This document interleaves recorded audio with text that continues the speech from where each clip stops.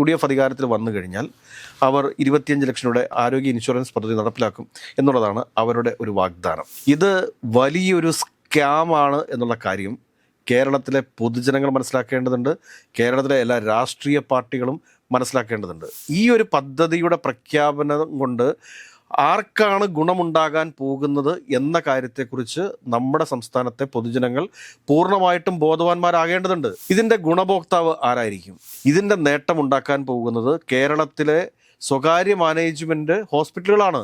അവരുടെ മനസ്സിൽ വിരിഞ്ഞിട്ടുള്ള സ്കാമാണ് ഈ പറഞ്ഞ 25 ലക്ഷം രൂപയുടെ ഉമ്മൻചാണ്ടി ആരോഗ്യ ഇൻഷുറൻസ് പദ്ധതി എന്ന് പറയുന്നത്. കഴിഞ്ഞ ദിവസം ചില ഹോസ്പിറ്റലുകളൊക്കെ ഞങ്ങൾ 40,000 രൂപ സാലറി കൊടുക്കാമെന്ന് പറഞ്ഞു. ഈ ഇൻഷുറൻസ് പദ്ധതിയെ കണ്ടുകൊണ്ടാണോ? നമസ്കാരം. കേരളത്തിൽ പൊതുവെ ആരോഗ്യ മേഖലയിൽ വളരെ തട്ടിപ്പുകൾ കുറവാണ്. പ്രധാനമന്ത്രി ആയുഷ്മാൻ പദ്ധതിയുടെ പേരിൽ ഒരുപാട് തട്ടിപ്പുകൾ സ്വകാര്യ ആശുപത്രികൾ നടത്താറുണ്ട്. മെഡിക്ലെയിമുമായിട്ട് ബന്ധപ്പെട്ടുള്ള ഒരുപാട് തട്ടിപ്പുകളുടെ വാർത്തകൾ പുറത്തു വന്നിട്ടുണ്ട്. ഇൻഷുറൻസ് മേഖലയെ പിഴിയുന്ന അല്ലെങ്കിൽ ഇൻഷുറൻസ് മേഖലയെ ഒരു തട്ടിപ്പിൻ്റെ വഴിയായി കാണുന്ന സ്വകാര്യ ആശുപത്രിയുടെ കഥകൾ ഓരോ ദിവസവും പുറത്തു വരുന്നുണ്ട്. ഇപ്പോൾ പുതിയൊരു ഇൻഷുറൻസ് പദ്ധതി വന്നിരിക്കുകയാണ്. മുൻ മുഖ്യമന്ത്രി ഉമ്മൻചാണ്ടിയുടെ പേരിലുള്ള ഒരു 25 ലക്ഷം രൂപയുടെ ഇൻഷുറൻസ് പദ്ധതി.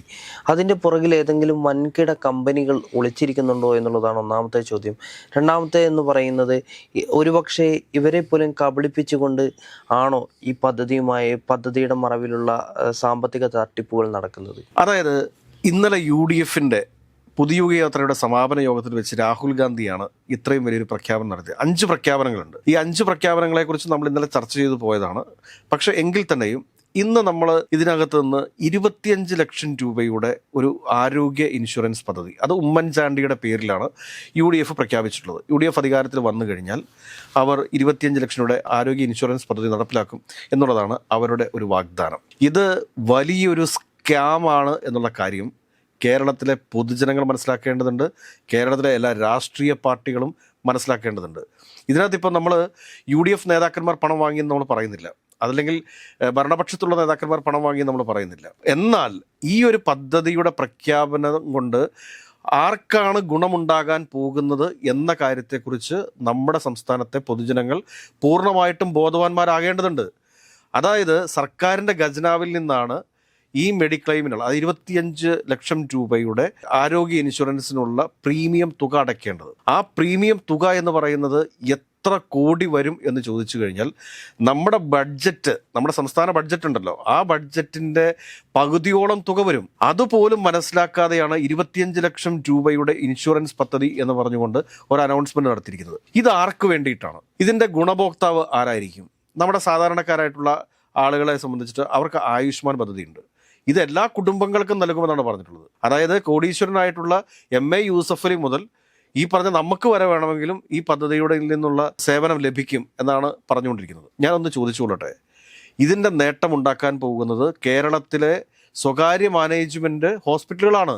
ഈ സ്വകാര്യ മാനേജ്മെൻറ്റ് ഹോസ്പിറ്റലുകളിൽ പലതിലും ഇപ്പോൾ വലിയ രീതിയിലുള്ള മൾട്ടിനാഷണൽ കമ്പനികളുടെ ഇൻവെസ്റ്റ്മെൻറ്റ് വന്നിട്ടുണ്ട്. ബ്ലാക്ക് സ്റ്റോണിൻ്റെയും KKRൻ്റെയും ഒക്കെ ഇൻവെസ്റ്റ്മെൻറ്റ് വന്നിട്ടുണ്ട്. ഇവർ ഇത്രയും വലിയൊരു തുക, എനിക്ക് മനസ്സിലാക്കാൻ വേണ്ടിയിട്ട് സാധിച്ചിട്ടുള്ളത് ഏകദേശം 6,000 കോടിയോളം രൂപ 30ഓളം ഹോസ്പിറ്റലുകളിലായിട്ട് ഇൻവെസ്റ്റ്മെൻറ്റ് നടത്തിയിട്ടുണ്ട്. ഈ ഇൻവെസ്റ്റ്മെൻറ്റ് എന്ത് റിട്ടേൺ പ്രതീക്ഷിച്ചിട്ടാണ് ഇവരിവിടെ നടത്തിയിട്ടുള്ളത്? എന്ത് റിട്ടേൺ പ്രതീക്ഷിച്ചിട്ടാണ് നടത്തിയിട്ടുള്ളത്? കേരളത്തിലെ 3.5 കോടി ജനങ്ങളിൽ നിന്ന് ഏതൊക്കെയായാലും 6,000 കോടി രൂപയുടെ ഇൻവെസ്റ്റ്മെൻറ്റ് നടത്തിയിട്ട് ഇവർക്കിത് തിരിച്ചു പിടിക്കാൻ പറ്റും എന്നെനിക്ക് തോന്നുന്നില്ല. ഇത് സേവനത്തിന് വേണ്ടിയിട്ട് ഒരു കാരണവശാലും ഒരു മൾട്ടിനാഷണൽ കമ്പനികൾ വന്നിട്ട് ഇവിടുത്തെ സ്വകാര്യ ഹോസ്പിറ്റലുകളിൽ ഇൻവെസ്റ്റ്മെൻറ്റ് നടത്തത്തില്ല. ഇങ്ങനെയുള്ള ഇൻവെസ്റ്റ്മെൻറ്റുകൾ വന്നതോട് കൂടിയിട്ട് പല ഗ്രാമീണ മേഖലകളിലുള്ള പല ചെറിയ ചെറിയ ക്ലിനിക്കുകൾ ഇതൊക്കെ അടച്ചുപൂട്ടപ്പെട്ടിട്ടുണ്ട്. ചെറിയ രീതിയിലുള്ള ഹോസ്പിറ്റലുകൾ ഒരുപാട് അടച്ചുപൂട്ടപ്പെട്ടിട്ടുണ്ട്. ഇതൊന്നും നമ്മൾ കാണാതെ പോകരുത്. അപ്പോൾ ഇത്രയും വലിയൊരു ഇൻവെസ്റ്റ്മെൻറ്റ് ഇപ്പോൾ ഈ മൾട്ടിനാഷണൽ കമ്പനികളായിട്ടുള്ള ബ്ലാക്ക് സ്റ്റോണും KKRും കേരളത്തിൽ നടത്തിയിട്ടുണ്ട് എന്നുണ്ടെങ്കിൽ അവരുടെ മനസ്സിൽ വിരിഞ്ഞിട്ടുള്ള സ്കാമാണ് ഈ പറഞ്ഞ 25 ലക്ഷം രൂപയുടെ ഉമ്മൻചാണ്ടി ആരോഗ്യ ഇൻഷുറൻസ് പദ്ധതി എന്ന് പറയുന്നത്. ഇനി എല്ലാവർക്കും മനസ്സിലാവുന്ന ഭാഷയിൽ നമ്മൾ പറഞ്ഞു തരാം. അതായത് നമ്മുടെ സംസ്ഥാനത്ത് പ്രവർത്തിക്കുന്ന മെഡിക്കൽ കോളേജുകൾ, ജനറൽ ആശുപത്രികൾ, അതോടൊപ്പം തന്നെ താലൂക്ക് ആശുപത്രികൾ, പൊതുജന ആരോഗ്യ കേന്ദ്രങ്ങൾ, ഇവയ്ക്കെതിരെയൊക്കെ ഈ കഴിഞ്ഞ ദിവസങ്ങളിൽ ഉണ്ടായിട്ടുള്ള വളരെ ശക്തമായിട്ടുള്ള സമരങ്ങളുണ്ട്. ചെറിയ ഒരു ചികിത്സാ പിഴവ് എന്ന് പറഞ്ഞാൽ ചികിത്സാ പിഴവ് എപ്പോഴും ചികിത്സാ പിഴവ് തന്നെയാണ്. അതിനെ ഒരിക്കലും നമുക്ക് ന്യായീകരിക്കാൻ വേണ്ടിയിട്ട് സാധിക്കത്തില്ല. പക്ഷേ 46 ചികിത്സാ പിഴവുകളെ സംബന്ധിച്ച പരാതികൾ മാത്രമാണ് സംസ്ഥാനത്തെ ഗവൺമെന്റ് ആശുപത്രികൾക്ക് എതിരെ ഉയർന്നത് എങ്കിൽ സംസ്ഥാനത്തെ ഏകദേശം സ്വകാര്യ മാനേജ്മെന്റ് ഹോസ്പിറ്റലുകൾക്കെതിരെ ഏകദേശം 600ഓളം പരാതികൾ ഉയർന്നിട്ടുണ്ട്. സ്വകാര്യ മാനേജ്മെന്റ് ഹോസ്പിറ്റലുകൾക്കെതിരെ ഉയർന്നിട്ടുള്ള പരാതികൾ ഒന്നും കേരളത്തിലെ ഒരു വാർത്താ മാധ്യമങ്ങളും ചർച്ചയ്ക്ക് എടുക്കുന്നില്ല. ഈ കഴിഞ്ഞ ദിവസം കിൻഡർ ഹോസ്പിറ്റലിൽ വെച്ചിട്ട് 8 ദിവസം പ്രായമായ ഒരു കുഞ്ഞ് മരണപ്പെട്ടു. അതിന്റെ വാർത്ത ഷാഫിയാണ് പോയി കവർ ചെയ്തത്. അത് മറ്റേതെങ്കിലും ഒരു മാധ്യമത്തിൽ വന്നോ? കേരളത്തിലെ മറ്റേതെങ്കിലും മാധ്യമത്തിൽ വന്നോ? എനിക്കൊന്ന് മറുനാടനിൽ മാത്രം വന്നിട്ടുണ്ട്. ഇതല്ലാണ്ട് വേറെ ഏതെങ്കിലും ഒരു മാധ്യമത്തിൽ വന്നോ? ഇത് മറിച്ച് കളമശ്ശേരി മെഡിക്കൽ കോളേജ് ഹോസ്പിറ്റലാണ് സംഭവിക്കുന്നതെങ്കിലോ? കളമശ്ശേരി മെഡിക്കൽ കോളേജ് ഹോസ്പിറ്റലാണ് സംഭവിക്കുന്നതെങ്കിൽ ഇവിടുത്തെ യൂത്ത് കോൺഗ്രസ്സുകാരും മറ്റെല്ലാ യുവജന സംഘടനാ നേതാക്കന്മാരും അവിടേക്ക് മാർച്ച് നടത്തത്തില്ലേ?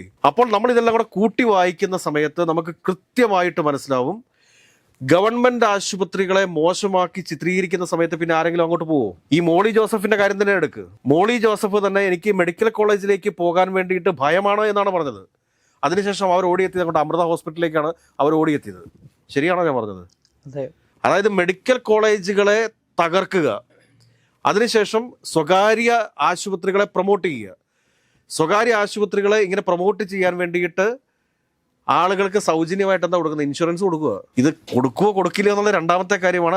UDF അധികാരത്തിൽ വരുമോ വരില്ലയോ എന്നുള്ള രണ്ടാമത്തെ കാര്യമാണ്. 25 ലക്ഷം രൂപയൊക്കെ ആവശ്യമുള്ള എന്ത് ട്രീറ്റ്മെന്റ് ആണ് ഒരു കുടുംബത്തിന് ആവശ്യമുള്ളത്? അപ്പൊ ഇവരെന്തൊക്കെയായിരിക്കും പ്ലാൻ ചെയ്ത് വെച്ചിട്ടുണ്ടാവുക? എന്തൊക്കെ വൈറസുകൾ കേരളത്തിലേക്ക് ഇഞ്ചക്ട് ചെയ്യണമെന്ന് കൂടെ ഇനിയിപ്പോൾ ഇവർ ഡിസൈഡ് ചെയ്ത് വെച്ചിട്ടുണ്ടാവുമോ? പറയാൻ പറ്റത്തില്ല. കൊറോണ വൈറസിന്റെ സോഴ്സ് ചൈനയായിരുന്നല്ലോ.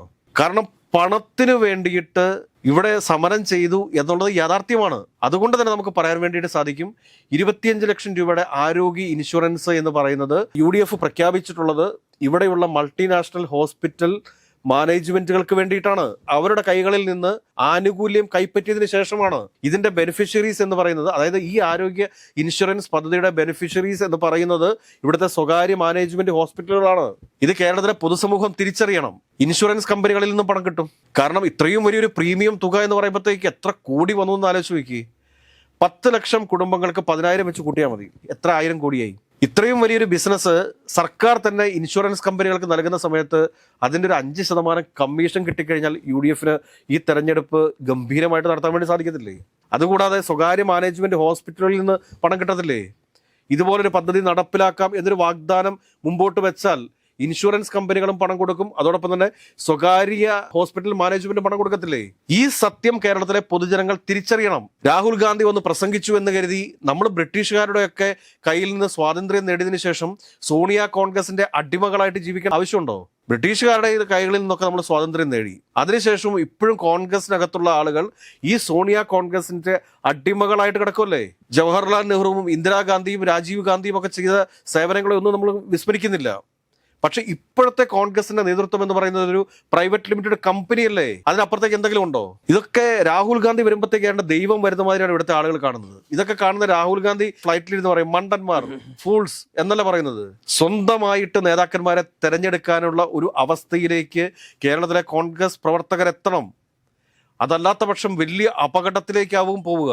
ഇത് വലിയ സ്കാമാണ്. കോൺഗ്രസ് പ്രവർത്തകരും കൂടി മനസ്സിലാക്കേണ്ട കാര്യമാണ്. ഇത് കോടികളുടെ സ്കാമാണ്. ഇത് നിങ്ങൾക്ക് തരാൻ പോകുന്നത് സേവനമല്ല, കോടികളുടെ സ്കാമാണ്.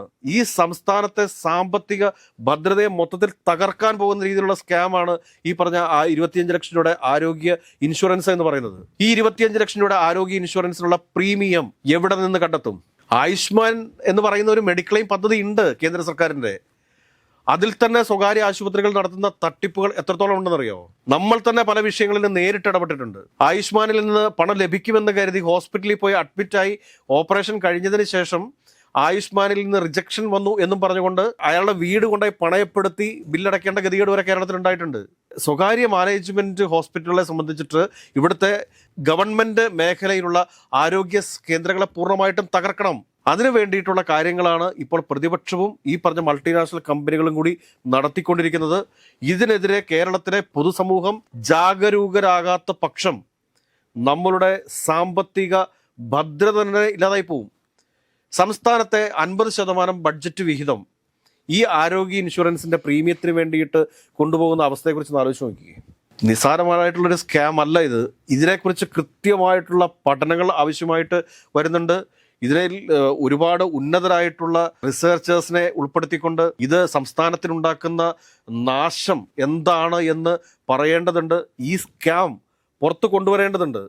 നമ്മൾ തീർച്ചയായിട്ടും ഇതൊരു 2 ഡയലോഗ് അടിച്ചതിന് ശേഷം അവസാനിപ്പിക്കാൻ പോകുന്ന ഒരു കാര്യമല്ല. ഇതിനെക്കുറിച്ച് കൃത്യമായ സ്റ്റഡി നടത്തി ഇതിൽ നടന്നിട്ടുള്ള മുഴുവൻ കാര്യങ്ങളും പുറത്തു കൊണ്ടുവരാനായിട്ട് നമുക്ക് സാധിക്കും എന്നുള്ളൊരു കോൺഫിഡൻസ് നമുക്കുണ്ട്. അതുകൊണ്ട് തന്നെയാണ് ഇത്ര ധൈര്യത്തോടു കൂടി ഈ 25 ലക്ഷം രൂപയുടെ ഉമ്മൻചാണ്ടി ആരോഗ്യ ഇൻഷുറൻസ് പദ്ധതി എന്ന് പറയുന്നത് UDF നടത്താൻ പോകുന്ന വലിയൊരു സ്കാമാണ്, അല്ലെങ്കിൽ ഒരു അഴിമതിയാണ് എന്ന് നമുക്ക് ഇവിടെ ഇപ്പോൾ പറയേണ്ടി വരുന്നത്. ഒരു ബോധ്യമില്ലാത്തതിൻ്റെ അടിസ്ഥാനത്തിലല്ല, അതാണ്ട് ബോധമില്ലാതെയല്ല. കേരളത്തിലെ ആളുകൾ വിചാരിക്കുമ്പോൾ 25 ലക്ഷം രൂപ നാളെ വൈകിട്ട് എനിക്ക് കിട്ടുമെന്ന്. ഒരിക്കലും കിട്ടത്തില്ല, ഒരു കാരണവശാലും കിട്ടത്തില്ല. ഒരു പനിയായിട്ട് നിങ്ങൾ പ്രൈവറ്റ് ആശുപത്രിയിൽ ചെന്ന് കഴിഞ്ഞാൽ നിങ്ങളുടെ കിഡ്നി വരെ അടിച്ചുകൊണ്ട് പോകുന്ന അവസ്ഥയുണ്ടാവും. 2-3 ദിവസം മുൻപ് ഞാനിത് പനിയുടെ തുടക്ക സമയത്ത് തന്നെ ഞാൻ ഇവിടെയുള്ള അടുത്ത് തന്നെയുള്ള ഒരു സ്വകാര്യ ആശുപത്രിയിൽ പോയി. ഒരു ഇഞ്ചക്ഷനും 2 പാരസെറ്റമോൾ ഗുളികയും തന്നതിന് 1250 രൂപയാണ് എൻ്റെ ഇന്ന് വാങ്ങിയത്. 1250 രൂപ എന്ന് പറഞ്ഞു കഴിഞ്ഞാൽ ഒരു സാധാരണക്കാരനെ സംബന്ധിച്ചിടത്തോളം അതിൻ്റെ വില എത്രത്തോളം ഉണ്ടെന്നുള്ളത് നമ്മളൊന്ന് ആലോചിക്കണം. എനിക്ക് എന്നിട്ട് പനി മാറിയില്ല. അങ്ങനെ രാത്രി ഇവിടുന്ന് ഷൂട്ട് കഴിഞ്ഞ് നമ്മൾ തിരിച്ചു വന്നതിന് ശേഷം ഞാൻ നേരെ കളമശ്ശേരി മെഡിക്കൽ കോളേജിൽ പോയി. വൈകിട്ട് ഏകദേശം 1 മണി വരെ മെഡിക്കൽ കോളേജിൽ നിന്നു. എനിക്ക് കൃത്യമായിട്ടുള്ള ചികിത്സ അവിടെ നിന്ന് കിട്ടുകയും ചെയ്തു. മരുന്ന് കാര്യങ്ങളെല്ലാം കറക്റ്റായിട്ടെന്ന്. എനിക്ക് അവിടെ ചിലവായെന്ന് പറഞ്ഞാൽ 5 രൂപ OP ടിക്കറ്റിനാണ്. 5 രൂപ OP ടിക്കറ്റ് മാത്രം എനിക്ക് ചിലവായി. ഞാനവിടെ ഡ്രിപ്പ് ഇട്ട് അവിടെ കിടന്നു. എനിക്ക് കറക്റ്റായിട്ടുള്ള ഫെസിലിറ്റീസ് എല്ലാം അവിടെ കിട്ടിയെന്ന് മാത്രമല്ല, പോരാൻ നേരം ഡോക്ടേഴ്സ് കൃത്യമായിട്ടുള്ള നിർദ്ദേശം തന്നു, 2 ദിവസത്തിനുള്ളിൽ ഇത് കുറഞ്ഞിട്ടില്ലെങ്കിൽ നിങ്ങൾ ഇവിടെ നിന്ന് OP ഒന്ന് കാണിച്ചാൽ മതി എന്നുള്ളത് പറയുകയും ചെയ്തു. നമ്മൾ വർക്ക് ചെയ്യുന്ന ഫീൽഡ് ഇതാണെന്ന് പറഞ്ഞപ്പോൾ ഡോക്ടർ നമ്പറും തന്നിട്ട് പറഞ്ഞു, ഇനി ഇപ്പോൾ അഥവാ എന്തെങ്കിലും ബുദ്ധിമുട്ടുണ്ടെങ്കിൽ വിളിച്ചാൽ മതി എന്ന് പറയുകയും ചെയ്തു. ഇത് നമുക്ക് കളമശ്ശേരിയിലെ ഒരു മെഡിക്കൽ കോളേജിൽ നിന്ന് മാത്രം കിട്ടുന്ന ഒരു അവസ്ഥയല്ല. കേരളത്തിലെ എല്ലാ മെഡിക്കൽ കോളേജുകളിൽ നിന്നും നമുക്കിത് ഗുണം കിട്ടുന്നുണ്ട്. പക്ഷേ ഇതിനെ നമ്മൾക്ക് കിട്ടുന്ന ഈ ഒരു സൗകര്യത്തെ മറ്റു രീതിയിൽ ചിത്രീകരിച്ചുകൊണ്ട് കേരളത്തിലെ സർക്കാർ ആശുപത്രികൾ വളരെയധികം ബുദ്ധിമുട്ട് ആണ് നേരിടുന്നത്. അവിടെ പോകുന്ന ആളുകൾക്ക് ഏറ്റവും വലിയ ത്യാഗം അനുഭവിക്കേണ്ട ഒരു അവസ്ഥയാണെന്നുള്ള രീതിയിൽ ചിത്രീകരിക്കാനോട് ചെയ്യുന്നത്. ഞാൻ 1250 രൂപ എന്നുള്ളത് നമ്മളെയൊക്കെ സംബന്ധിച്ചിടത്തോളം ഒരു നല്ല രീതിയിൽ ജോലി ചെയ്തു പോകുന്ന ആൾക്കാരെ സംബന്ധിച്ചിടത്തോളം അത് ഉണ്ടാക്കുക എന്നുള്ളത് വലിയൊരു ബുദ്ധിമുട്ടുണ്ടായ കാര്യമല്ല. പക്ഷെ ഒരു കൂലിപ്പണിക്കാരനെ സംബന്ധിച്ചിടത്തോളം, ഒരു സാധാരണക്കാരനെ സംബന്ധിച്ചിടത്തോളം അവൻ്റെ ഒരു ദിവസത്തെ കൂലിയുടെ പൈസയാണ്. അവൻ പിന്നെ വീട് പട്ടിണിയാവും. അത് കൂടാണ്ട് ഇത് 25 ലക്ഷം രൂപയുടെ ആരോഗ്യ ഇൻഷുറൻസ് എന്ന് പറയുമ്പോഴത്തേക്ക് ഒരു ചെറിയ രോഗവുമായിട്ട് ആശുപത്രിയിലേക്ക് ചെല്ലുന്നവന് വരെ സർജറിക്ക് വിധേയമാകേണ്ടി വരും. പ്രൈവറ്റ് ഹോസ്പിറ്റലുകളെ സംബന്ധിച്ചിട്ട് എന്താണ്? Only profit. മൾട്ടിനാഷണൽ കമ്പനികളെ സംബന്ധിച്ചിട്ട് എന്താണ്? Only profit. അതിൻ്റെ അപ്പുറത്തേക്ക് ഇപ്പുറത്തേക്ക് മറ്റൊന്നുമില്ല. കഴിഞ്ഞ ദിവസം ചില ഹോസ്പിറ്റലുകളൊക്കെ ഞങ്ങൾ 40,000 രൂപ സാലറി കൊടുക്കാമെന്ന് പറഞ്ഞു. ഈ ഇൻഷുറൻസ് പദ്ധതിയെ കണ്ടുകൊണ്ടാണോ? ആ ആശുപത്രിയുടെ ഇൻവെസ്റ്റ്മെൻറ്റ് ആരുടെയാണെന്നാണെന്ന് ഞാൻ പറയേണ്ട ആവശ്യമില്ലല്ലോ. ഈ ബ്ലാക്ക് സ്റ്റോണിലെ KKR ഏതോ ഒന്നിൽ പെട്ടതാണ്. അപ്പോൾ ഇതൊക്കെ വളരെ ഗൗരവപൂർവ്വം കേരളത്തിലെ പൊതുസമൂഹം മനസ്സിലാക്കിയിട്ടില്ല എന്നുണ്ടെങ്കിൽ ഇത് ബോഫോസിനെ കഴിയാലും വലിയ ഒരു അഴിമതിയായിട്ട് നാളുകളിൽ മാറും. അല്ലെങ്കിൽ 2G സ്പെക്ട്രത്തെക്കാൾ വലിയ അഴിമതിയായിട്ട് ഈ ഉമ്മൻചാണ്ടി ആരോഗ്യ ഇൻഷുറൻസ് പദ്ധതി മാറും എന്ന കാര്യത്തിൽ ഒരു സംശയവുമില്ല. ഈ ഡീൽ നടന്നു കഴിഞ്ഞോ എന്നുപോലും നമുക്ക് അറിഞ്ഞുകൂടാ. പക്ഷെ ഒരു കാര്യം പറയാം, ഇതിൽ വൻ അഴിമതി മണക്കുന്നുണ്ട്. അത് നമ്മൾ വരും ദിവസങ്ങളിൽ പുറത്ത് കൊണ്ടുവരിക തന്നെ ചെയ്യും എന്നാണ് ഈ അവസരത്തിൽ പറയാനുള്ളത്.